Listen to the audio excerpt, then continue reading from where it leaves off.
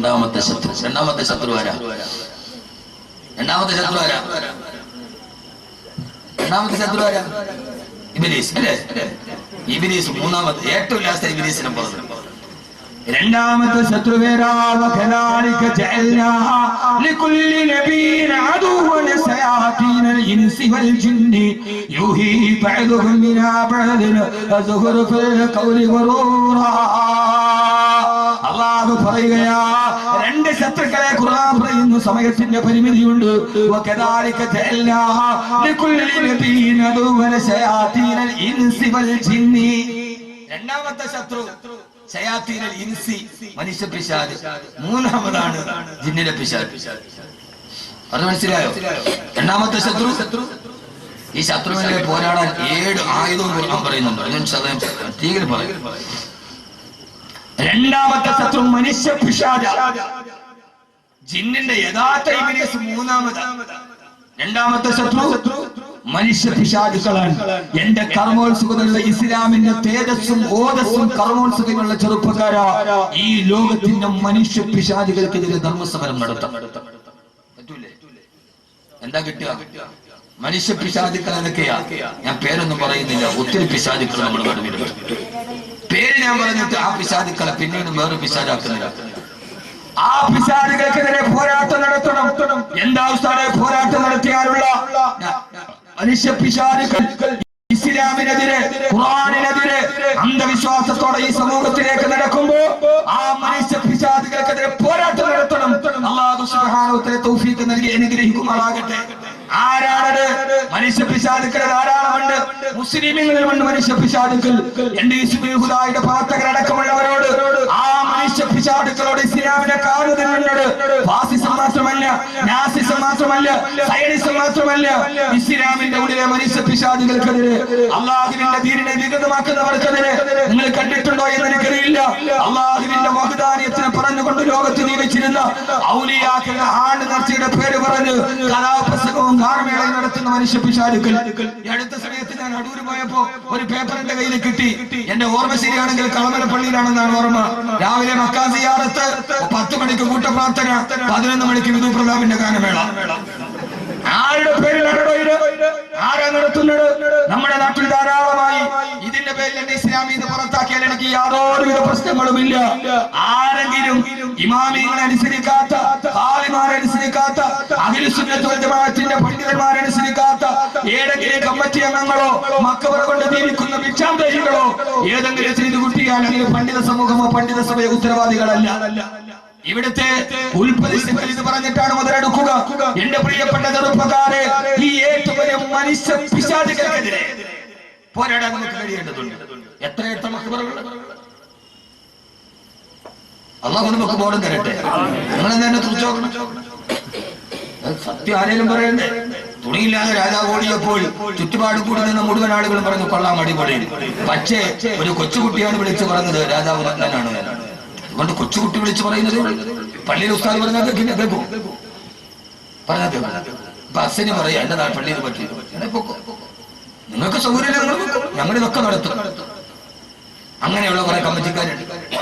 ഉമറാക്കളധികവും വിവരമില്ല, ജലാശയം ഭരിക്കുന്നതിന്നണ്ണാനാ. കടുവാസ്ഥാന കൃത്യമായിട്ട് പറഞ്ഞിട്ടുണ്ട്. ഉമറാക്കളധികവും വിവരമില്ല, ജലാശയം ഭരിക്കുന്നതിന്നണ്ണാനാ. അള്ളാഹുവിനെ പള്ളി വിളിക്കുന്നവൻ അണ്ണാ ജലാശയം ഭരിക്കാൻ തുടങ്ങി.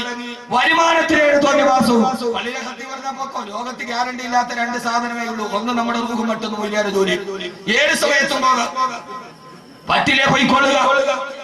ഖുർആൻ പറഞ്ഞതുപോലെ ഖാലൽ മലഉല്ലദീന ഇസ്തക്ബറൂ മിൻ ഖൗമിഹി ലനുഖരിജന്നക യാ ശുഐബ് വല്ലദീന ആമനൂ മഅക മിൻ ഖറിയത്തിനാ ഔ ലതൗലദുന ഫീ മില്ലത്തിനാ. കച്ചവടക്കാരായ മഹല്ലുകാരോട് കച്ചവടത്തിന് പലിശ മേടിക്കുന്ന ശുഐബിനെന്ന് പറഞ്ഞപ്പോ ഖാലൽ മലഉല്ലദീന ഇസ്തക്ബറൂ മിൻ ഖൗമിഹി, അവിടുത്തെ വരേണ്യ വിഭാഗം പറഞ്ഞു, നിങ്ങൾ ഒന്നുകിൽ ലനുഖരിജന്നക യാ ശുഐബ്, ഓ ശുഐബ്, ഒന്നുകിൽ നിങ്ങൾ ഞങ്ങളുടെ മഹല്ലിൽ നിന്ന് പുറത്താക്കും, അല്ലെങ്കിൽ ഔ ലതൗലദുന ഫീ മില്ലത്തിനാ, ഞങ്ങളുടെ കൂടെ വരണ്ടിനാ തൽഫാത്തിഹ പറഞ്ഞു വായിച്ചു.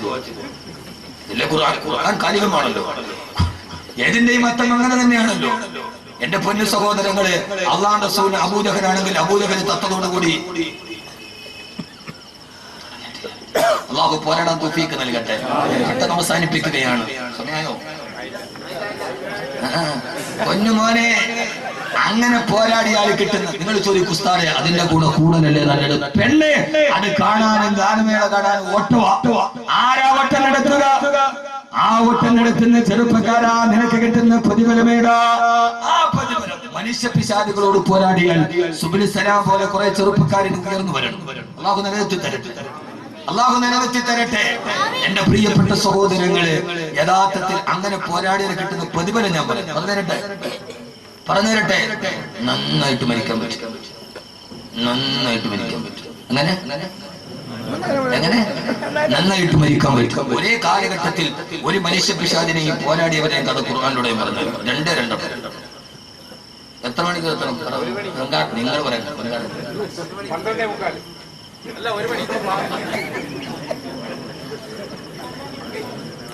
അഭിപ്രായ വ്യത്യാസം കാരണം തീരുമാനം പോളിറ്റ് ബ്യൂറോയ്ക്ക് ഞാൻ തന്നെ ആ സമയത്താണ് നിങ്ങൾ ഇവിടേക്ക് ഗൗരവത്തോടെ ഇനി കേൾക്കുക. ആ സമയത്താണ് ഒരേ കാലഘട്ടത്തിലെ മനുഷ്യ പിശാചുക്കളും പോരാട്ട വീര്യം നടത്തി സമരപ്പറമ്പിലെ ഏറ്റവും വലിയ ആദർശത്തിന്റെ കാവളം മുടക്കി ആധുനിക ലോകത്തിന്റെ ആദർശത്തിന്റെ വക്താക്കളുടെ കഥ പറയുമ്പോ നിങ്ങൾക്കറിയുമല്ലോ, ലോകം കണ്ട ഏറ്റവും വലിയ മനുഷ്യ പിശാചാണ്, ലോകത്തിലെ ഏറ്റവും വലിയ മനുഷ്യ പിശാചാണ്. ആ പിശാചിനെ കാണാനാ പോയി. ഈജിപ്തിലുണ്ട്, അയാളെ കാണാൻ പോയി. ഈജിപ്തിലെ നാഷണൽ മ്യൂസിയം മുഴുവനും കാണാൻ $2 മതി. ഈ പിശാചിനെ കാണാൻ $20. ഈജിപ്തിലെ നാഷണൽ മ്യൂസിയം മുഴുവൻ ചുറ്റിക്കാണാൻ $2 മതി. ഈ പിശാചിനെ കാണാൻ $20 വേണമെന്ന് പറഞ്ഞ കാവൽക്കാരൻ. ഞാൻ പോയി കണ്ടു. പോയപ്പോ ഞാൻ വിചാരിച്ചത് ഇവൻ ഏതാണ്ട് ഇവൻ വർത്താനമൊക്കെ കേൾക്കുമ്പോ ഒരു 60 അടി ഉണ്ടെന്നാണ് വിചാരിച്ചത്. പോയി നോക്കുമ്പോ കണ്ണാടിച്ചിട്ട് ഒരു 5 അടി 10 അടി ഉള്ളു. പച്ച ഉണക്കക്കമ്പിൽ ടാറ് തേച്ചത് മാതിരി കിടക്കുന്നുണ്ട് ആ മനുഷ്യൻ ഈജിപ്തിലെ നാഷണൽ മ്യൂസിയത്തിൽ. എവിടെ? ഈജിപ്തിലെ നാഷണൽ മ്യൂസിയത്തിൽ. ആരാട്? അവനാണ് പറഞ്ഞത് അനല്ലടി മുൽക്കു മിസ്റ വഹാദിൽ അൻഹാറു തജ്രി മിൻ തഹ്തി. ഈ നൈൽ പോലും ഒഴുകുന്നത് എന്നോട് ചോദിച്ചിട്ടാണടാ. എന്നോട് ചോദ്യം ചെയ്യാൻ നീ ആരടാ? ആരാ ചോദിച്ചത്? പണ്ഡിതന്മാരെ പറയുമ്പോ, ഒരു കൂട്ടം ചെറുപ്പക്കാര് പറയുമ്പോ, ഞങ്ങളാണ് ഇവിടുത്തെ ഭരണാധികാരികൾ, ഞങ്ങളാണ് പണക്കാർ. ഞാൻ പറഞ്ഞിട്ടാണ് ഈ നാടനങ്ങനെ പറഞ്ഞ ഫറോവയാണ്. അല്ലാഹുവിൽ വിശ്വസിക്കണേ ഫറോവ, പരലോകം വരും ഫറോവ എന്ന് മൂസാ നബി പറഞ്ഞപ്പോ ഫറോവയ്ക്ക് മനസ്സിലായില്ല. അവസാന ചങ്ങടിൽ കിടന്നിട്ട് ഉപ്പുവെള്ളം തന്റെ അണ്ണാക്കിലേക്ക് കയറിയപ്പോ ഫറോവയ്ക്ക് മനസ്സിലായി, ധാരണകളെ തെറ്റിപ്പോയി. ആ സമയത്താണ് ഫിറഔൻ പറയാൻ പോയത്, ആമന്തു ലാ ഇലാഹ ഇല്ലല്ലദീ ലാ ഇലാഹ ഇല്ലല്ലാഹ് പറയാൻ പോയപ്പോ എന്താ സംഭവിച്ചതെന്നറിയോ? ഫഅഖദഹുല്ലാഹു നകാല ആഖിറതി വൽ ഊലാ. ജിബ്രീൽ വന്ന് തൊണ്ടക്കുടിയിൽ പിടിച്ചിട്ട് പറഞ്ഞു, ഇനി പറയണ്ടടാ, പറയാനുള്ള സമയം കഴിഞ്ഞു പോയി. എത്ര ആളുകൾ നിങ്ങളോട് തിരുത്തി തന്നനാണ്. ഈ ആഭാസം പാടില്ല, ഈ അശ്ലീലത പാടില്ല, ഈ അനാവശ്യം പാടില്ല, ഈ ആവർത്തനം പാടില്ല എന്ന് പള്ളിയിലെ കാളിയാരും പള്ളിയിലെ ആലിമീങ്ങളും പറഞ്ഞപ്പോ പുച്ഛിച്ച് തള്ളിയവര് നന്നായിട്ടും മരിച്ചില്ലടോ ഫറോവ, നന്നായിട്ടും മരിച്ചില്ല ഫറോവ. ലാ ഇലാഹ ഇല്ലല്ലാഹ് പറയാൻ പോയപ്പോ ഫഅഖദഹുല്ലാഹു നകാലൽ ആഖിറതി വൽ ഊലാ. ഈ ആയത്തോടുമ്പോ ഇനി ഓർമ്മ വേണം. ജിബ്രീൽ വന്ന് അണ്ണാക്കിൽ കുത്തിപ്പിടിച്ചിട്ട് പറഞ്ഞു, സക്കറാത്തിന്റെ വേദനയിൽ കെളിമ പറയാനോ വേണ്ട. ചെങ്കടലിലേക്ക് ചത്തുപോയി ഫറോവ. 40 വർഷങ്ങൾ കഴിഞ്ഞപ്പോ, 400 വർഷങ്ങൾക്ക് ശേഷം ഫറോവയെ കണ്ടെടുക്കപ്പെട്ടു. അവസാന പസഫിക് മഹാസമുദ്രത്തിൽ സമുദ്ര ഗവേഷകർക്ക് ഒരു മുടിക്കെട്ട് കിട്ടി. ആ മുടി ഇപ്പോഴും മ്യൂസിയത്തിലുണ്ട്. ഇന്റർനെറ്റിൽ പരസ്യം ചെയ്തു, ഒരു മുടി കിട്ടിയിട്ടുണ്ട്, ആരുടെ അറിയില്ല. അങ്ങനെയാണ് ഈജിപ്ഷ്യൻ ഗവൺമെന്റ് വാങ്ങിച്ചത്. ഫറോവയുടെ തലയുടെ മറുഭാഗത്ത് ഫറോവയുടെ തലമുടിയടക്കം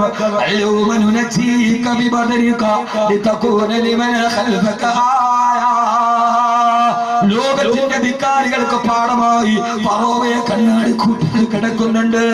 വിശുദ്ധ ഖുർആൻ ഫറോവ ചത്തത് ഏറ്റവും ഭീകരമായ മരണമാണ്. എന്നാ ഈ മനുഷ്യ പിശാചിനെതിരെ പടനയിച്ച ആളാണ് ബഹുമാനപ്പെട്ട കലീമുല്ലാഹി മൂസ. കലീമുല്ലാഹി മൂസ. മനസ്സിലാവുന്നുണ്ടോ ഞാൻ പറയുന്ന വിഷയം? മനസ്സിലാവുന്നുണ്ടോ? ഇവിടെ പിശാച്, ഇവിടെ മൂസ. നമ്മൾ ആരാവണം? കാലത്തിന്റെ മൂസ. നമ്മൾ ഫിറൗനാവരുത്. നമ്മളിപ്പോഴും ആരാ? നമ്മള് ഫിറൗൻ. ആരടാ? ഞാൻ ആദ്യം പറഞ്ഞ ആളാരാ? ഫറോവേ. ഇപ്പൊ നമ്മളാരാ? എനിക്കപ്പുറത്തേക്ക് ആരാ? ഉയരാണെങ്കിൽ മുക്കരിയാണെങ്കിൽ ദേവാലയത്തിന് മത്താഫി തവാഫി ഉംറയുടെ വസ്ത്രം ഇട്ടായിരുന്നു, ഇഹ്റാമിന്റെ വസ്ത്രം. രണ്ട് ആചാര്യന്മാർ ഒരു വഴക്കുണ്ടായി. പോയ പള്ളിയിൽ അമീറായ ഉസ്താദ് പറഞ്ഞു, വഴക്കുണ്ടാക്കല്ലേ, ഹറമാണ്, ഉടുത്തിരിക്കുന്ന വസ്ത്രം മതി. എന്തോന്ന് ഹറം? അവിടെ ചെന്നാലും നമുക്കൊന്നും പാടില്ല. ഈ അനാനിയത്ത് പറഞ്ഞാൽ എന്നതിന്റെ അർത്ഥം എന്താ? ആ ഹജ്ജിന് പോയ ആള് അവൻ പള്ളിയിൽ വെള്ളിയാഴ്ച പൊക്കണ ആള്. അവിടത്തെ ഫറോവേ ഫിറൗൻ അബൂജഹലും ചത്തെങ്കിലും ലോകത്ത് പിന്നെയും വരൂലേ? വരുവോ? ആര് പറയണല്ലേ? ഖുർആൻ പറഞ്ഞു, വകദാലിക ജഅൽനാ ലികുല്ലി ഖറിയത്തിൻ അകാബിറ മുജ്രിമീഹാ ലിയംകുറൂ ഫീഹാ. ഖുർആൻ ഫീ കുല്ലി ഖറിയത്തിൻ അകാബിറ, ഓരോ ഗ്രാമത്തിലും ഒരു കിബറുള്ളവനുണ്ടാവും. അവനാണ് അബൂജഹൽ അല്ലെങ്കിൽ ഫിറൗൻ. ഹജ്ജിന് പോയാലും ആവില്ല. ചില ആളുകൾ ഹജ്ജിന് പോയാൽ ഒന്നുകിൽ അയാൾ നന്നാവും, ഇല്ലെങ്കിൽ രണ്ടാമത് കഅബ ഒന്നുകൂടെ കഴിവേണ്ടി വരും. രണ്ടാലൊന്നും നടക്കും. അവിടെ പോയാലും മാറൂല. ഞാൻ അനുഭവസ്ഥനാ. 204 പേരെ കൊണ്ട് ഹജ്ജിന് പോയ അമീറാണ് ഞാൻ. അന്ന് ഞാൻ തീരുമാനിച്ചു, ഇൻഷാ അല്ലാഹ് ഇന്ന് അമീറായിട്ട് പോകില്ല. ഞാൻ എന്റെ അനുഭവത്തിൽ നിന്നാ പറയുന്നത്. നിങ്ങൾ ചോദിച്ചു നോക്കാം, ഹജ്ജിന് പോയ ഒരു അമീറായിട്ട് പോയവരോട് ചോദിച്ചു. പക്ഷെ എന്താ ഹറം ഒരു വിഷയമല്ല. എന്നാ മറുഭാഗത്ത് ഫിർഔൻ പറഞ്ഞു, മരിക്കാൻ നേരത്ത് ലാ ഇലാഹ ഇല്ലല്ലാഹ് പറയാൻ ശ്രമിച്ച ആളാണ് ഫിർഔൻ. വെച്ചോ ലാ ഇലാഹ ഇല്ലല്ലദീ ആമനതു ബിഹി ബനൂ ഇസ്രായീൽ വരെ എത്തിയുള്ളൂ. നിങ്ങൾ വിചാരിച്ചെന്നാ മരിക്കണ സമയത്ത് സക്കറാത്തിന് തൊട്ട് മുമ്പ് ലാ ഇലാഹ ഇല്ലല്ലാഹ് പറഞ്ഞിട്ട് തൗബ ചെയ്യാൻ നടക്കൂലൂട്ടി. ഖുർആൻ ആളുകൾ വേണമെന്ന പെണ്ണുങ്ങളോട് ഹജ്ജിന് പോവില്ല, 50 വയസ്സ് കഴിഞ്ഞേ പോകുള്ളൂ. എന്തേ കാര്യം? തിരിച്ചു വന്നാൽ പിന്നെ ഹജ്ജ് ഉമ്മാന്ന് വിളിക്കും. വയസ്സ് കൂടുതലായിട്ട് 60 കഴിഞ്ഞിട്ട് പോകാന്ന് വിചാരിച്ചിരിക്കുക. നന്നാവൂല പെണ്ണെ, നന്നാവൂല. ജീവിതത്തിൽ ലാ ഇലാഹ ഇല്ലല്ലാഹ് പറയാത്തവൻ മരിക്കുന്ന സമയത്ത് പറയാന്ന് വിചാരിച്ച നടക്കൂല. ഖുർആൻ വിഷയം വളരെ വിശാലാണ്. ഖുർആനിലേക്ക് ഇറങ്ങിയ ഒരു രസമാണ് പറയുന്നത്. എന്റെ ഏറ്റവും വലിയ ഇഷ്ടപ്പെട്ട വിഷയം ഖുർആനാണ്. ഞാനൊരു ഖുർആന്റെ പ്രചാരകനാണ്. എനിക്ക് എന്റെ ജീവിതത്തിൽ ഒറ്റ ലക്ഷ്യമേയുള്ളൂ, ഈ ഖുർആൻ ലോകത്തിന്റെ മുമ്പിൽ എത്തിക്കണം. അതിന്റെ ഇടയിൽ ഇടത്തോ വലത്തോ കേൾക്കുന്ന അവസരങ്ങൾക്ക് ഞാൻ ചെവി കൊടുക്കാറില്ല. അതിന്റെ ഇടയിൽ ആ ലക്ഷ്യത്തിലേക്കുള്ള പോക്കിന്റെ ഇടയിൽ ഇടത്തുനിന്നും വലത്തുനിന്നും കേൾക്കുന്ന അവശബ്ദങ്ങൾക്ക് ഞാൻ ചെവി കൊടുക്കാറില്ല. ചാലിയത്തെ അഹമ്മദ് കോയ ശാരിയാത്തയുടെ ലൈബ്രറിയുടെ മുകളിൽ ഒരു വലിയ ക്ലോക്ക് ഉണ്ട്. അതിന്റെ താഴെ ഇംഗ്ലീഷ് കവിയായ റോബർട്ട് ഫ്രോസ്റ്റിന്റെ ഒരു കവിത എഴുതി വെച്ചിട്ടുണ്ട്. ജവഹർലാൽ നെഹ്റുവിന്റെ മേശപ്പുറത്തൂടെ കവിത ഉണ്ടായിരുന്നു. അനക്കമറ്റു നിദ്രയിൽ ലയിപ്പതിന് മുമ്പതായി എനിക്കതീവ ദൂരമുണ്ട് വിശ്രമം നടക്കുക. എന്നെ 3 വെള്ളത്തുണിയിൽ പൊതിഞ്ഞ് എന്റെ വീടിന്റെ മുറ്റത്ത് വെക്കുന്നതിന് മുമ്പ് എനിക്ക് നടന്നു നിൽക്കാൻ കുറെ പാതകളുണ്ട്. ഞാൻ ആ പാതയിലോട്ടുള്ള നടത്തത്തിലാണ്. ഞാൻ ലക്ഷ്യം വളരെ ദൂരെയാണ്. ദൂരെയുള്ള ലക്ഷ്യത്തിലേക്ക് നടക്കുമ്പോൾ ഇടതുഭാഗത്തോ ഇപ്പുറത്തോ ഇരുന്ന് അപശബ്ദം കേട്ടാൽ കുരച്ച നായോടും കടിച്ച പൂച്ചയോടും വർത്താനം പറഞ്ഞാൽ നമുക്ക് ലക്ഷ്യത്തിലെത്താൻ കഴിയില്ല. അതുകൊണ്ട് ഞാൻ മറുപടി പറയാറില്ല. ആ മറുപടി പറയാൻ നമുക്ക് സമയം, നമ്മൾ ലക്ഷ്യത്തിലെത്തില്ല. അത്രയും സമയം നമ്മൾ പിന്തിപ്പോകും. അല്ലാഹു നമ്മളെ ലക്ഷ്യത്തിലെത്തിക്കട്ടെ.